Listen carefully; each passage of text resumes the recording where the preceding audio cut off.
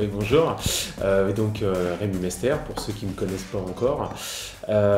J'ai commencé à travailler dans le secteur de la 3D en 1999.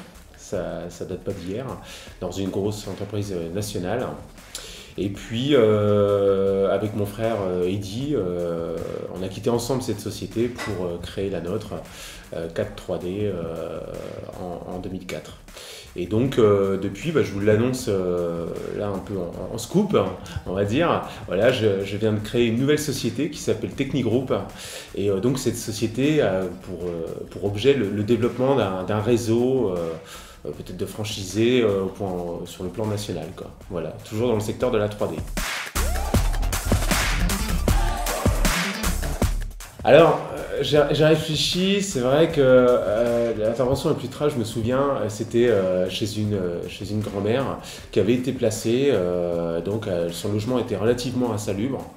Et en fait, elle gardait des chats et c'était envahi de puces. Et je me souviens que déjà, je suis rentré dans le logement, c'était quand même assez hard. Elle vivait dans des conditions sanitaires totalement déplorables. Et pour le coup, suite au traitement que j'avais effectué, j'étais ressorti, mais j'étais absolument couvert de puces, quoi. Donc là, c'est vrai que cette intervention-là m'avait quand même assez marqué finalement. Alors, l'intervention la plus insolite, c'était une fois dans une école où j'avais eu un appel pour la présence d'un nid de bourdon. Et finalement, le nid de bourdon était présent dans un hôtel à insectes. En fait, ils avaient installé un hôtel à insectes. Et puis, ils avaient fait une animation avec les enfants dans la cour de l'école. Et donc forcément, c'était en plus sur le développement durable, tout ça, l'animation. Et en installant un hôtel à insectes, forcément, ça va attirer les bourdons. Et ils étaient gênés par la présence des fameux bourdons. Donc ils me demandent de trouver une solution. Alors déjà, je leur explique que le bourdon, il ne représente pas forcément de grande nuisance pour nous, au contraire, bien au contraire. Et puis là, je leur ai dit, attendez, vous mettez un hôtel à insectes, et après vous vous plaignez d'avoir des bourdons et vous me demandez de trouver une solution pour vous. Mais là, clairement, je ne peux rien faire pour vous, quoi. Soit vous faites jouer les enfants, ou vous faites votre animation ailleurs, et puis voilà. Donc ça, c'était assez insolite, pour le coup. Je me souviens, c'était chez une grand-mère. Décidément, les grand-mères, elles n'ont pas de chance parce que des fois, elles peuvent avoir des problématiques qui sont assez importantes. Et là, en l'occurrence, c'était une problématique de punaise de lit où une petite grand-mère, elle était totalement affolée. Elle nous avait contactés et en fait, quand je suis intervenu chez elle, je me suis rendu compte qu'il y avait une problématique de punaise qui était assez importante. Et elle m'avait expliqué qu'un concurrent était passé peu de temps avant et avait fait un traitement et il lui avait demandé de redormir le soir même dans le lit. Donc elle était complètement terrorisée. Elle voulait absolument pas redormir dans le lit, elle n'osait même pas franchir le seuil de la porte de sa chambre. Donc c'était quand même, il y avait un stress quand même assez important chez cette personne. Et donc en commençant un petit peu mon expertise chez elle, donc la particularité c'est qu'elle avait un lit électrique, enfin un semi-électrique plutôt. Et pour le coup, c'est vrai qu'à déplacer, c'était quand même assez costaud, quoi. Donc bon, néanmoins, notre métier, il est ce qu'il est, donc il faut quand même faire les choses de manière correcte. Donc j'ai commencé à déplacer le sommier, et en tirant l'encadrement du lit, je me suis rendu compte que finalement, il y avait plein de punaises derrière le cadre de lit, déjà, dans un premier temps, et parce qu'elle avait un lit métallique, un encadrement métallique, et donc le concurrent qui était passé n'avait même pas pris la peine de déplacer le lit, quoi. Il avait simplement pulvérisé comme ça au-dessus de son sommier et lui avait proposé de redormir le soir même dans son lit, quoi. Et puis au-dessus, elle avait un cadre, et pareil, en retirant le cadre, je me suis rendu compte qu'il y avait plusieurs nids de punaises de lit, donc franchement, c'était quand même assez infesté. Alors pour le coup, j'ai fait le traitement, mais c'est vrai que là, je lui ai dit, écoutez, si vous recevez la facture de la concurrence, leur dites clairement que là, vous ne pouvez pas payer parce que c'était totalement inadmissible.